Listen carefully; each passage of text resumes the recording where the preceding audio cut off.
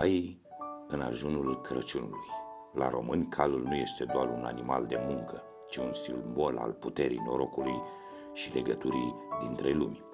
În ajunul Crăciunului se spune că animalele pot vorbi la miezul nopții, iar caii ar avea darul de a simți lucrurile nevăzute oamenilor. Calul este considerat un protector al gospodăriei, iar starea lui arată cum va fi anul ce vine. Dacă un cal este neliniștit în ajun, este semn că anul următor va fi greu. Dacă e liniștit și mănâncă bine, anul va fi bun. În multe zone, caii erau hrăniți mai bine în ajun, uneori cu boabe alese sau pâine pentru belșug și sănătate. Se credea că cine muncește calul în ajun va avea ghinion sau animalele lui vor fi slăbite peste an.